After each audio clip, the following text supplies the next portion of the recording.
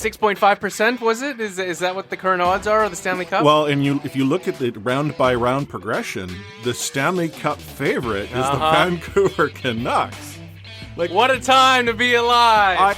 Talking you through every goalie controversy, scoring slump, and draft lottery bust, this is the C4 Podcast on CanucksHockeyBlog.com. Here they are, the best starting lineup we could afford under the salary cap. Chris, Matt, Anna, and Adam.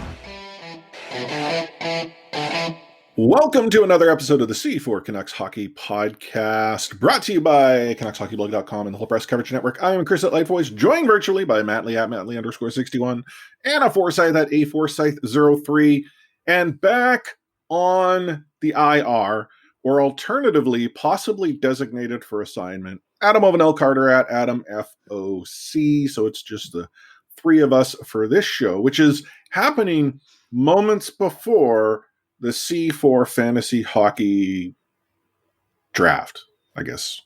That's what we're calling it. You nailed it. It's an exciting time. I like how Matt's like, yeah, no, totally. We're going to live stream it. Just, Light Force will take care of that. He's our tech guy. You know what? You did, though. I am merely giving the people, Chris, what they've asked for. We had people asking for the live stream, and this was my way of saying, Chris will make that happen. Snap the fingers, and Chris is on it. So I need to give my kudos to you for delivering the goods and giving the people what they've wanted. Well, speaking of giving the people what they wanted, did you guys hear? I'm going to let the cat out of the bag early. Louis Eriksson has been designated for assignment. I know. Miracles do happen. 2021. There's hope. There's optimism. You know what? I was going to use this last week and then I forgot to use it. But I would just like to say, you guys, that it has been a long, long time coming. But finally, it happened, and it gave everybody exactly what they're looking for. Cobra Kai Season 3 came out, and it delivered big time. Oh, and Louis Eriksson got waived. Yeah. One of them I'm more excited for. I mean, just the optics of it, I think it starts the season on a good foot. Like, Louis Eriksson has been a passenger on this team for a long time. A very expensive passenger, so... Mm-hmm. I'm sure we'll get into it a little bit as well, but like long time coming, like Louis Eriksson just, And by the time everyone's listening to this episode, there might be some clarity on what that actually means. There's no bloody way anyone's going to pick him up, whether or not he sits upstairs and wherever the taxi squad sits, or finds himself on his way to Utica to go ride the bus. Who knows? But that has happened. Mm-hmm. Season starts on Wednesday, which is kind of crazy. We went from not knowing when there would be a season to suddenly knowing when there would be a season, and then suddenly being, in front of a season. So we're going to talk a little bit about what that roster will look like, break down the special teams and how everyone gets a chance, apparently. I think Pud Coulson's got some stuff happening to him. All sorts to talk about. So you know what? Let's get on top of the show and dive into Rewind. Before I actually talk about the season starting, how much do we read into the fact that the Vancouver Canucks organizationally decided, you know what, we're not actually going to practice because of reasons. Now, we've since learned it was due to a false positive of someone. Receiving a false positive on a COVID test. The follow-up or subsequent test showed that they weren't positive. I completely applaud the Canucks for taking the step of, we're going to shut things down, play this safe, because I think that's what's most important here. But this is going to be the reality, and with the compressed schedule as it exists, I am going to gather we're going to see a number of games, not necessarily with Vancouver, but just a number of games across the NHL being postponed, and not maybe just one, quite possibly multiple games, which begs the question, are we going to see like the college football experience where I think what the Alabama and Ohio State are currently playing tonight, and one's got like 12 games and the other one got 7 games on the season, just because of, again, cancellations or schedules due to COVID. Yeah, I think that is the reality until, everyone get vaccinated or we're closer to that. And Gary Bettman's confirmed today that the NHL and its players and staff are getting in line behind everyone else, so they won't get special treatment. I do think it's the reality, but I think the one benefit of having these tight divisions is that, yes, it may like slightly mess up your schedule, but it will be easier to figure out where you can find replays. I mean, you're playing teams twice in a row at least, maybe 3 times, so it should be slightly easier. Going back to what you said, Chris, right off the hop, I think that the Canucks do deserve full marks for handling the false positive in the way that they did. And I think that goes back to how the organization is being told to handle these cases, and probably to a larger degree how the NHL is telling clubs to handle these COVID cases. The club, for those who don't know, they shut down the facilities, they shut down practice, they investigate it, they do contact tracing. And then only once those have all sort of been checked off the list is the team ready to return. I'm a little surprised that in a span of less than 24 hours, they were given the all clear to resume practice the next day. But that said, if it indeed is a false positive, then I think that the Canucks handled it very well. From an NHL perspective, I hope that those schedule makers have a lot of backup and contingency plans in place, because I think at the end of the day, we are going to see some sort of postponement of games, maybe even cancellation of games if things go really south. But I think the Canucks handled themselves really well, and for the most part, it was a wake-up call for them, as they said earlier today. Mm-hmm. You know, on the note of scheduling, if cancellations do occur, Major League Soccer, as they sort of wrapped up their season, had to make the decision that there were teams that they just could not feasibly reschedule matches for. So they adjusted the rules that playoff teams were based on points percentage. Now, in the grand scheme of things, that's likely the most fair option. But when you consider how many professional teams operate, you're in it until you're not. And I'll use the Vancouver Whitecaps as an example. That decision meant they were out. Like, it wasn't like, oh, we got a shot. No, it's gone. Because these teams that are ahead of you, they're not going to ever play games or have an opportunity to lose. So there's a lot that rides on this. And if we think even beyond that, when it comes to the professional scope, there could be quite a bit of money involved. Not so much within the teams themselves, but, you know, obviously other reasons why people might be putting money down on one thing or another. I'm just dancing around the topic. Let's talk a little bit about the roster as it looks to be shaping up for Wednesday. So I'm just going to quickly drop sort of friend of the show, Thomas Strantz. He had shared what he believed the roster would be. So I'm just going to rapid fire run through that. Up front, he has Miller, Pettersson, Besser, Pearson, Horvat, Roussel, Gaudette, Virtanen, Mott, Sutter, Beagle, McEwen. On the blue line, Hughes, Edler, Myers, Schmidt, Ben, Chatfield, Yalevi, and in net, Holtby, Demko. How far off is Drancer on that list? God, you went so fast that I need to make sure it was all ticked off. Yeah. You mentioned Hoglander's in there? He did not have Hoglander in his opening roster. Okay, I think Hoglander makes it. And I will say that I didn't expect that to happen previous to camp. Well, and to jump around this, because while you're looking that up, Matt, one of the challenges that teams are now running into is the NHL has provided some clarity on how they view the roster that's being submitted Tuesday as being the one that then takes the ice on Wednesday. And so what some teams were going to do is they were going to, here's our roster on Tuesday, and then on Wednesday, oh, by the way, this player is now on LTIR, or something along those lines. NHL's like, no. If you're not doing this person on LTIR on Tuesday, and you're going to do it on Wednesday, we're just going to presume that was actually part of your Tuesday submission and you kind of forgot it. Why this plays into the Vancouver Canucks, but also other teams, LTIR is what you use to manage cap. And so what the teams were looking to possibly do is get themselves as close to the ceiling as possible before they were required to actually, LTIR to get other players into the lineup, maximize value. So that could be why we're seeing maybe like a Hoglander who isn't there now could be there within a matter of time. Because again, you gotta cook the books. Definitely right. do. Yeah. So Go ahead. No, I was just going to say that obviously that kind of threw a spanner in the works, the league's decision to stop the finagling.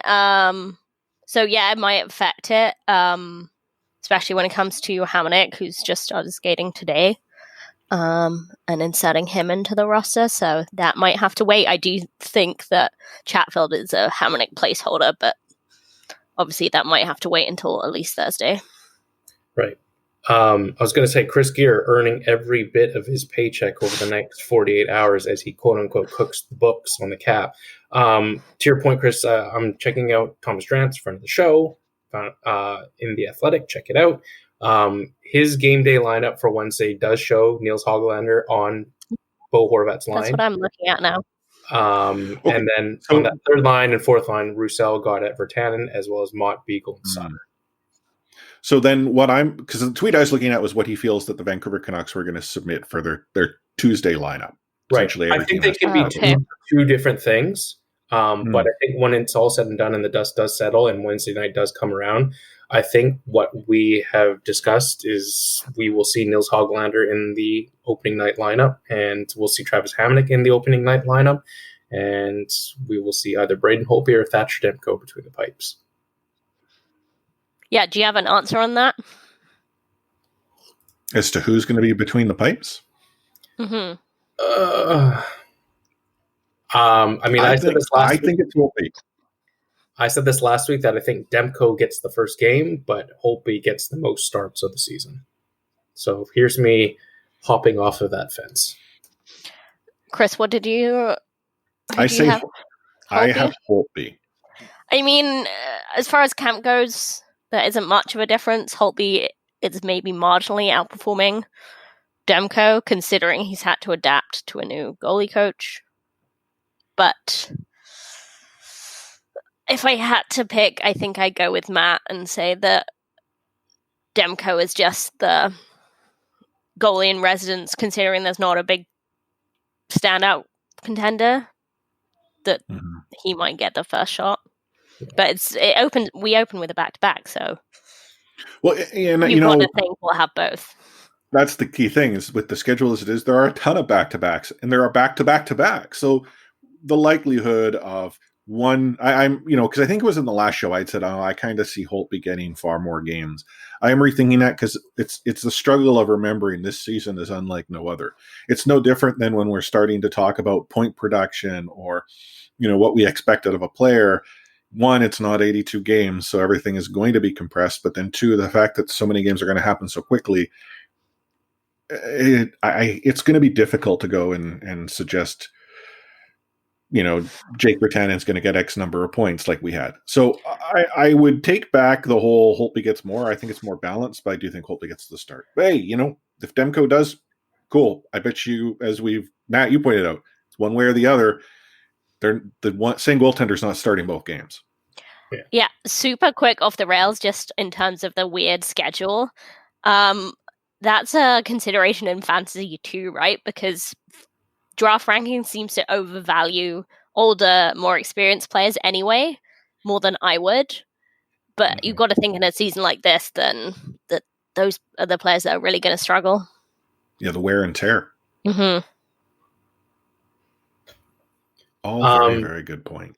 Should we talk about the possible end of the Louis Eriksson era in Vancouver? Has Louis Eriksson, in your guys' mind, played his last game as a Canuck, or will the ghost of Louis Eriksson rise once again? I'm not willing to go and suggest he's played his last game as a Vancouver Canuck. Not yet. Like, if this was a regular season, if this was a full, normal 82 games, no craziness, I'd be more inclined to say he's probably done. They just bury him in Utica, peace be with Louis.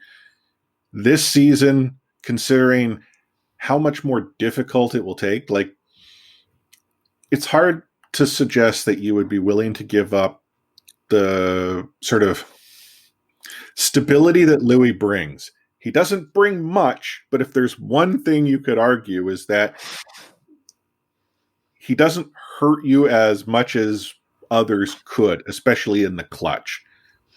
So late season, Canucks in in it. I could see them needing Louis if they had an injury or two.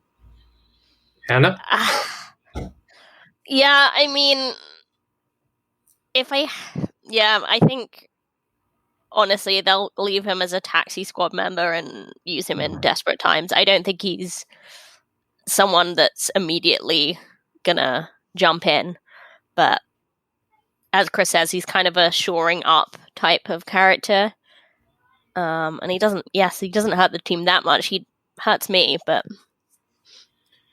I mean, I agree with both of you. I think Chris said it best that unfortunately Lou Eriksson, or maybe fortunately, Eriksson does bring something to the table that at least a NHL coach should revere, and that's the sense that he's not going to hurt you defensively. He's not going to give you much offensively either, but he's at least a warm body that can play 10 to 12 minutes a night and not cost you anything defensively.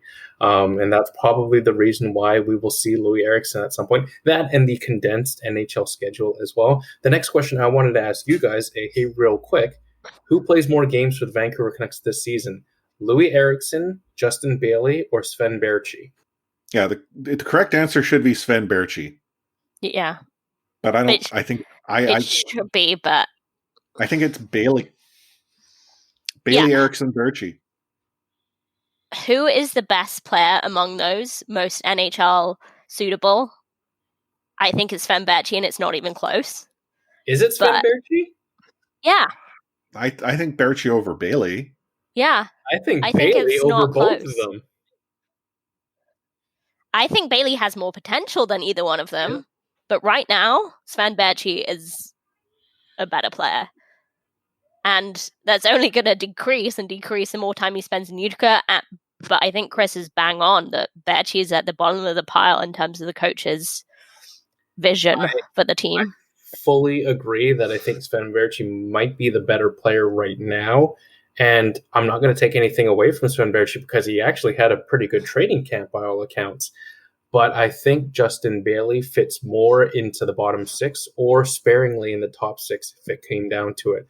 I think Bailey has more of a utility feature about him than either of these players do. And I think that might be more of a reason why we see more games out of Justin Bailey this year than either Sven Baertschi or Louis Eriksson. But it's funny that all three of us seem to be divided on who sees more games among those three. Well, if there's one thing that we're, I think, agreed upon is Eriksson is not choice number one. Yes, exactly right. It should be noted if for some reason our listeners weren't aware, Bailey, Baertschi, Brisebois, Eriksson, Grevak, and Sontner were all designated for assignment, which means Utica or taxi squad. And then I believe there are some additional cuts today. Well, there would have to be. Let me see if I can find it. Jeff Patterson reporting that Lind, Wu, Lockwood, Gadjevich, Tevez, and is it Keeley or Kylie? I think it's Jake Keeley. I think it's Keeley. Keeley? Yeah. Okay. They've all been removed from the roster, so we're getting that much closer. What's taxi squad size? I believe it's 6. I've not actually. I was going to say 6. So if it's 6, instinct. And then I think your actual roster, game day roster, is 21 max. Yes. No, your game day roster is 20. Actually, if we're being 20. 12, 6, and 2. 12, 6, 2. Okay. Good maths. I'm just trying to, because that means there's still. Like there's 2 players that I know, like there'll be Ferland on LTIR, and then there's one more player that will be on LTIR. I should really look this up. Jace Howrlock. That's it. So who else is like? It's really odd that we've come down to this point because that would mean there's like at least 4 players right now that are on the not good. Yeah, like they're not taxi squad, they're not roster. So where are they? In my mind, it's some combination of Jay Beagle, Zach McEwen, Travis Hamnick, Jordy Ben, and Oli Olevi fighting for, I believe, 2 spots, if I'm not mistaken. Yeah, it's interesting, especially with what Drance has suggested for the 4th line there. He seems to think that Sutter's playing on the wing, when Travis seemed to be pretty adamant that he likes Sutter at center. But yeah, it's Beagle can't really play on the wing, so if you're putting Sutter at center, Beagle sits. But I mean, what we're talking about is simply dressing, not dressing, taxi squad. There's still a number of players who aren't in either. They are elsewhere. Like, that's the part that sort of has me a little confused. I presume there'll have to be some additional adjustments made, but there's a part of me that wonders, do the Vancouver Canucks have, like, does Jim currently have some magic being made as to some craziness to make the roster work, make the cap work, I don't think so. To be honest, like 2 days out before the first game of the season, I think the roster is in the safe and capable hands of Chris Gear, and Jim Benning is simply telling him to crunch the numbers and make it work. You're right, but then there's that part of me. There's craziness. The Vancouver Canucks aren't the only team in a tough spot. There are actually a number of teams right now needing to go and have their capologists essentially manufacture things. The NHL has come out in the 11th hour to say, oh yeah, that little quirk that you all thought you were going to use, yeah, you're not using it, which is very unlike the NHL to go and do. Normally, they let teams abuse it once, and then they punish Vancouver for it. So, anyhow, who knows? I mean, we're recording Monday night. All the magic will happen tomorrow, whatever it might be. You could be listening to this. The answer's already been held. But, we'll be talking about it in C4 Discord, which you can join by going to discord.io/C4 podcast. Very good. Shameless plug. I also think the interesting part of this is the goalie situation in terms of, we know who we're talking about for the, opening 2 nights, but it's what do they do with the taxi squad goalie? I don't know. Clean the ice? Yeah, but that's a hard thing, right? Like, Mikey DiPietro is obviously the next cab off the rank, but does he sit in the taxi squad and practice with the team, or they send him to Utica? Yeah, I think DiPietro is best served going to Utica, where he will play real games. I would love for it to be a more proven solution than ECHL or Jake Healy, but it's not exactly an ideal spot for the Canucks. NHL teams, I think, are required to have three goaltenders. Are they not? Like him going, do they not need a goaltender on the Yeah, no, but Matt's suggesting Jake Healy would be our taxi Keely squad. will be the okay. See, then there's the other solution of potentially short-term loaning players to Canadian AHL teams. Which is, yeah, that might happen way down the line. But that play makes sense. But I would have thought we would have heard some form of agreement in place already. You know what I mean? Like how Vancouver and who is it? St. Louis, was it? St. Louis, yeah. We bought our team off in the first place. Yeah. But no, that makes sense. Yeah, you're right. Development wise, how do you have Jakey clean the ice, or DiPietro? Sorry, what did I say, DiPietro? Yeah, I don't know. I give up. I'm just gonna watch games. Players scored, players didn't score. Goaltenders let goals in. As for agreements for the short-term loan thing, I think we'll just see it as and when it happens. I think it will be hey, can we send Mikey to you for 3 games to tune him up? Mm-hmm. I don't know. I think it will be a pragmatic thing, responding to injuries and or scheduling crunches. True that. Anywho, more will be told over the course of the week as the NHL season starts. We'll take ourselves a quick break here. You're listening to the C4 Canucks Hockey Podcast on CanucksHockeyBlog.com and the Full Press Coverage Network. He liked to say the F word. Well, then get the here then. Okay, see ya. Is going to have the F word on it. I wish I could give you an explanation about it. I can't. You. Out of here. You said the F word, Dad. You called me the F word. What storyline, when it comes to the Vancouver Canucks, are you most interested in this season? I mean, there's quite a few that we could sort of look at even before the season has started. Travis Green, for instance, he's currently a lame duck coach, which is odd. Again, weird season, wacky world. But by all accounts, he's done a relatively decent job in Vancouver. You can't really argue that the team's not been developing, it's not been growing. Maybe one might argue it was improving at a rate that was maybe ahead of schedule up till sort of last year, and then quirkiness happened. But is it not odd that even in a weird year that the team would want to leave him sort of twisting in the wind? It's weird. We've already seen externally about how many media experts have sort of talked about the value of Travis Green as a head coach. And if the Vancouver Canucks somehow were to let him get out on the open market, he would have a line of suitors who would be wanting his services. So that right there should indicate that the Canucks should probably put pen to paper sooner rather than later on an extension. I'm surprised it hasn't. I don't know what's the backroom dealings on why it hasn't. But hopefully it gets resolved in the first month or two of the season, because quite honestly, that's the kind of thing that becomes a distraction. Yeah, I'm with Matt on that. I think Canucks just may as well been called the team of missed opportunities this offseason. Just what an opportunity to capitalize on great PR of going as far as we did in the postseason.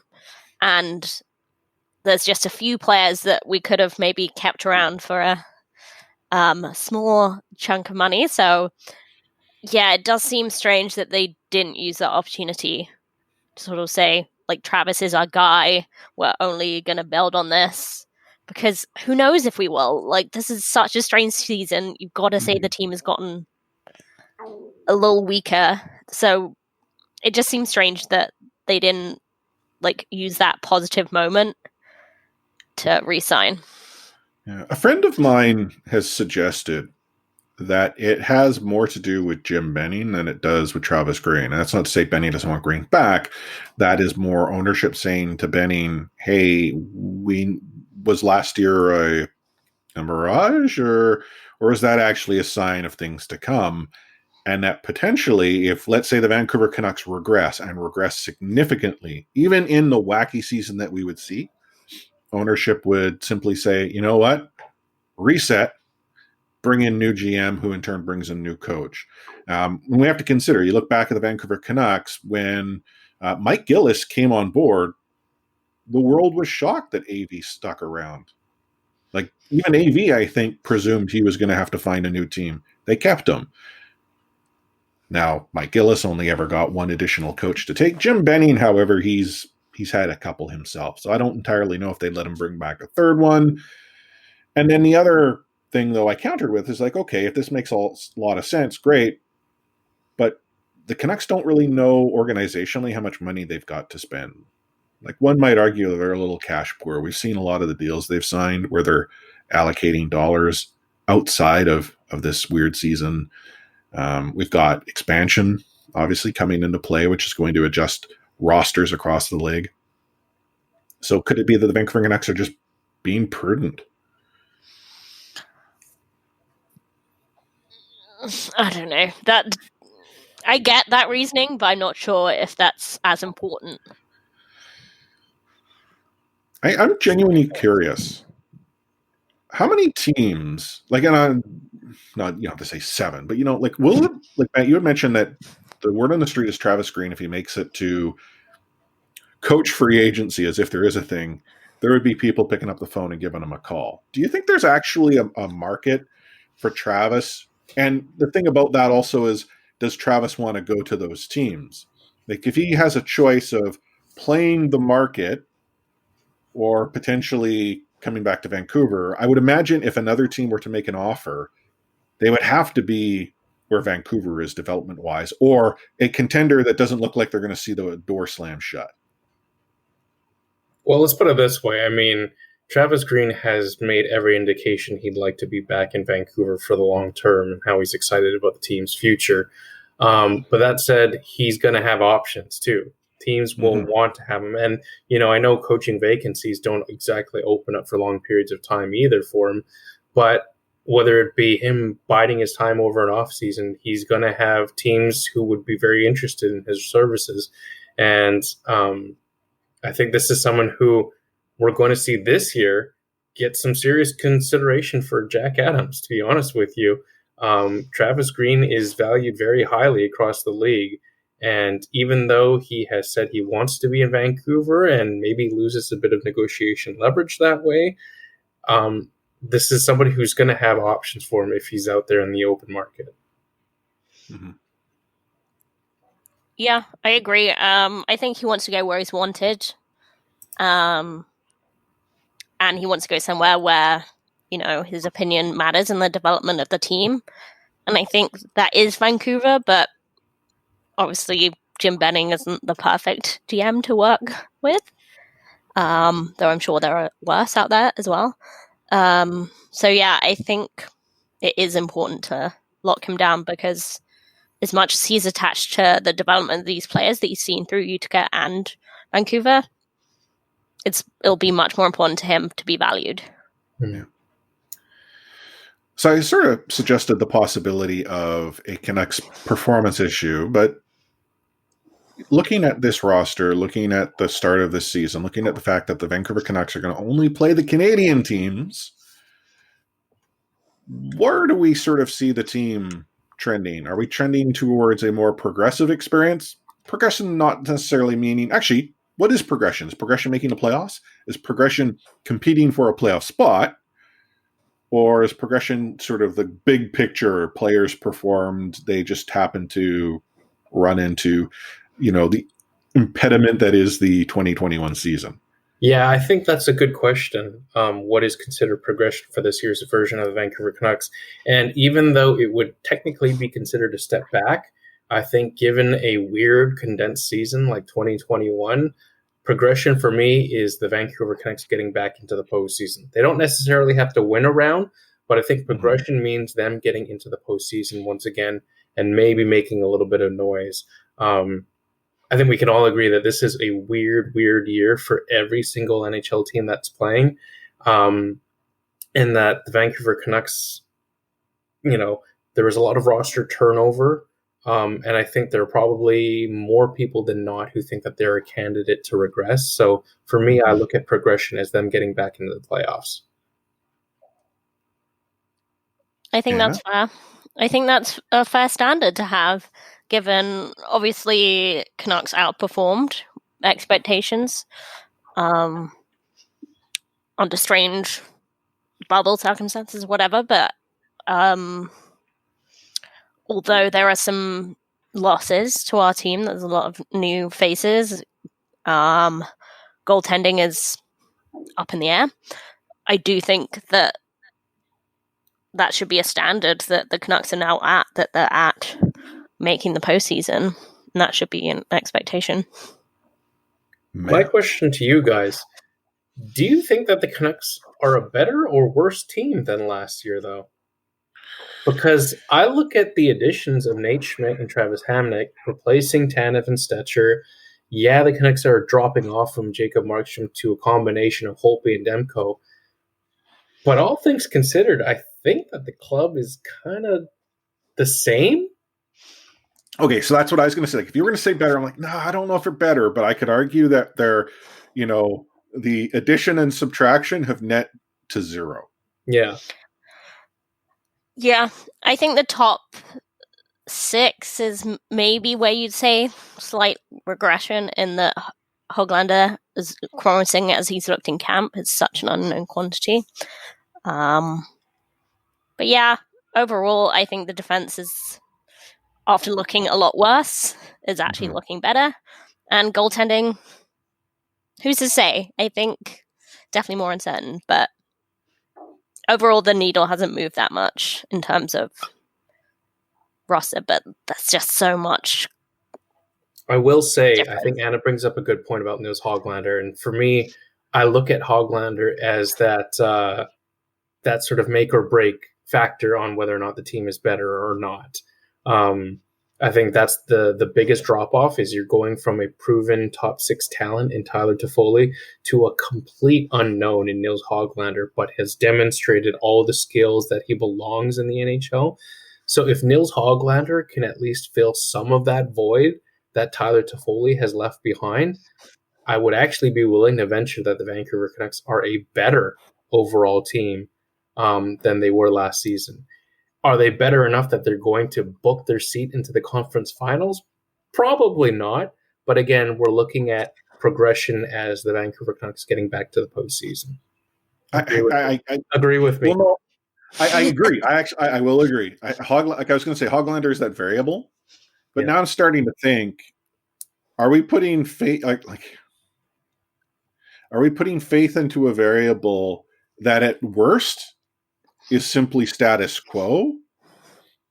Or let's be honest, as Canucks fans, we tend to significantly overvalue our prospects, and then they hit the ice, and then we go and we tear them apart if they don't.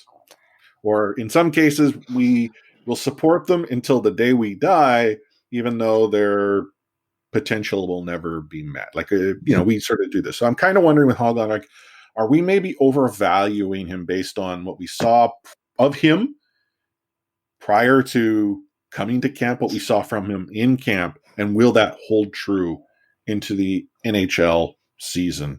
Obviously, I'm not saying we can answer that, but you know what I mean? Are we seeing this through our Canucks tinted glasses? It's not unfair to say that Canucks fans overvalue prospects sometimes, but I also think that goes hand in hand with Canucks fans knowing their prospects more than a lot of fan bases do. Sure.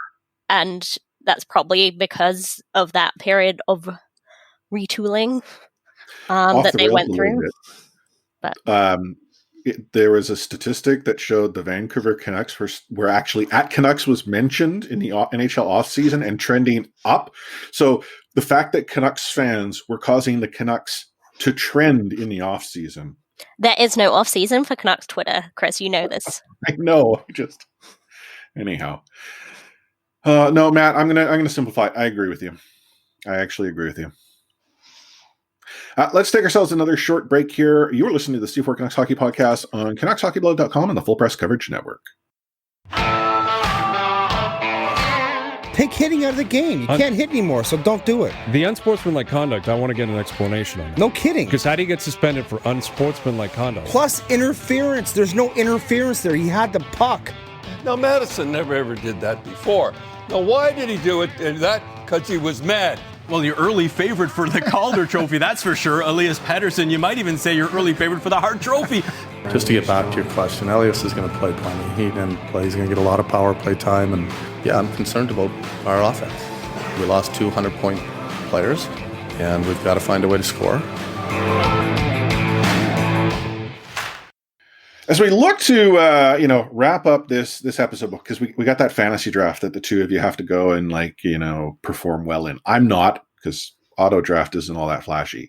But let's talk a little bit about what we saw out of the preseason. So, for instance, I'm going to kick this one off talking about a little dust up that occurred. Adam Gaudette and Talamont, they exchanged some pleasantries.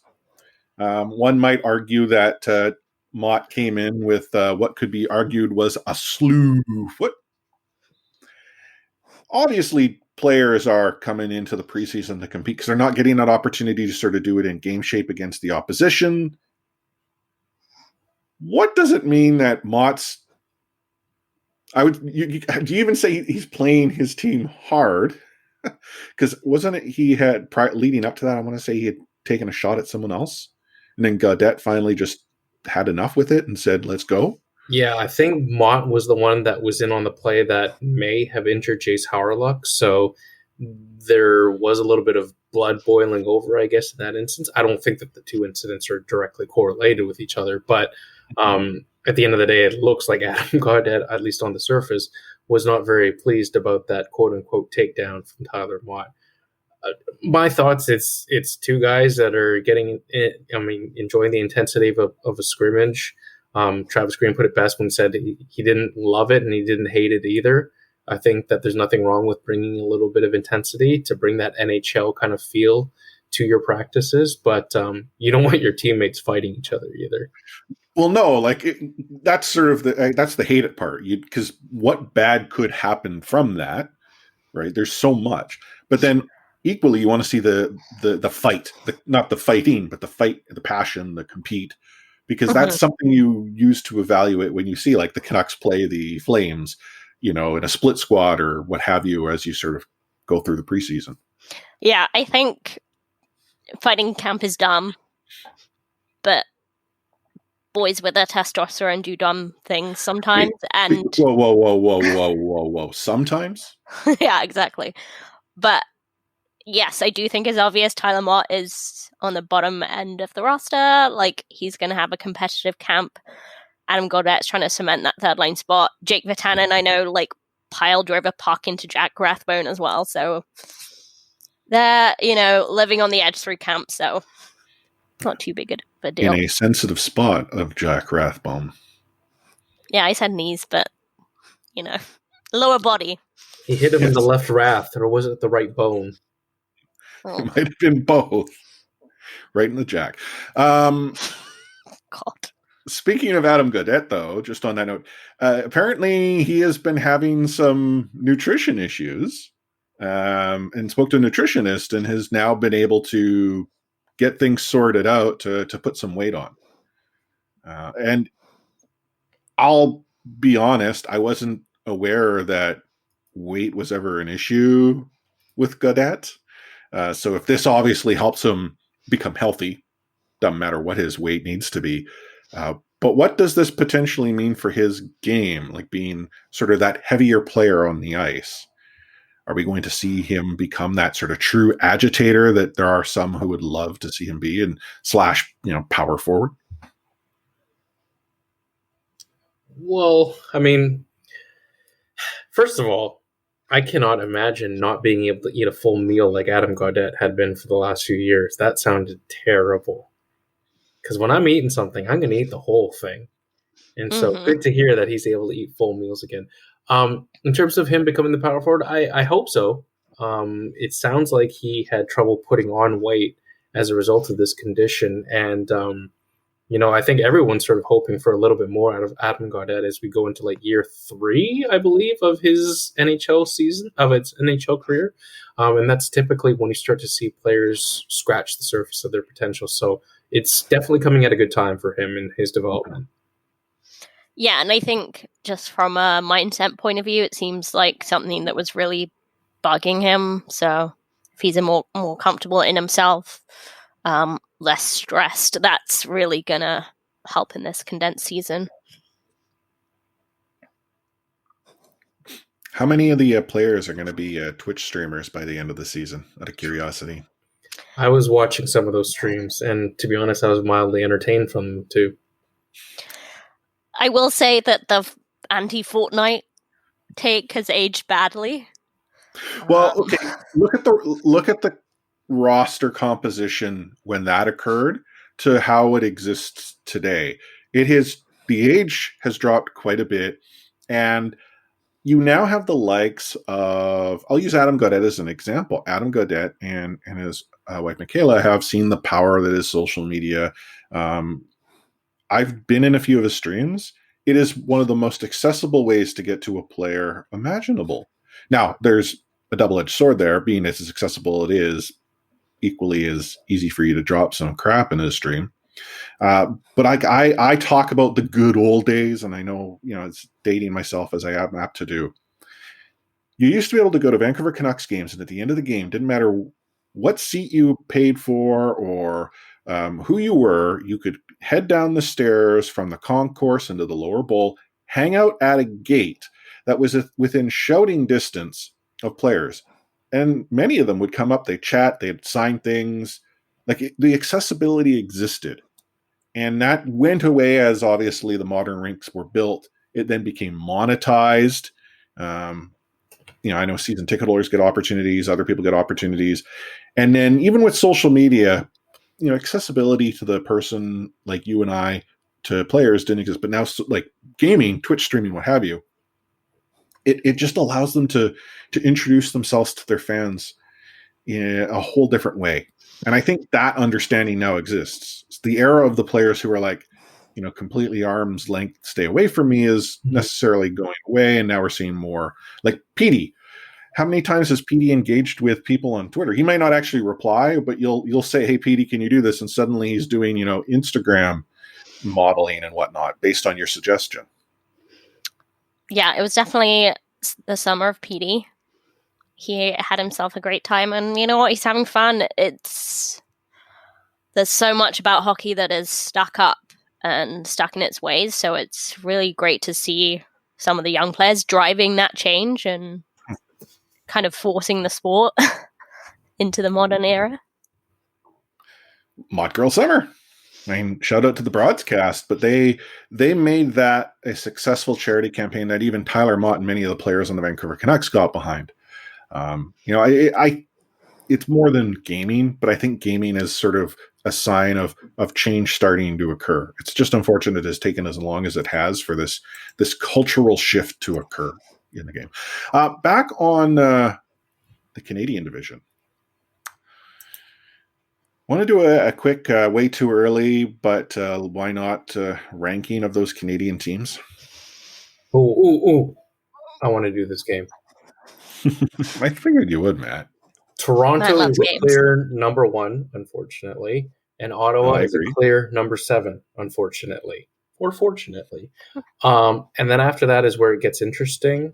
My early thoughts are it's going to be Calgary, Vancouver, Winnipeg, Montreal, and I think that's everybody. Edmonton? Why did you have Edmonton? Oh, yeah. I always try to forget about Edmonton. Calgary, Vancouver, Edmonton, Winnipeg, Montreal in 2 to 6.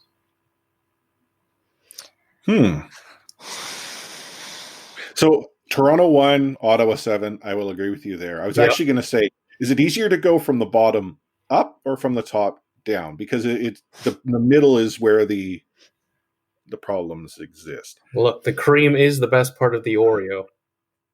So I can't remember who it was on Twitter had done the analysis, like essentially taken a prediction and had the Vancouver Canucks being outside looking in, having them at sort of ceiling was 4, probably 5, outside looking in 6.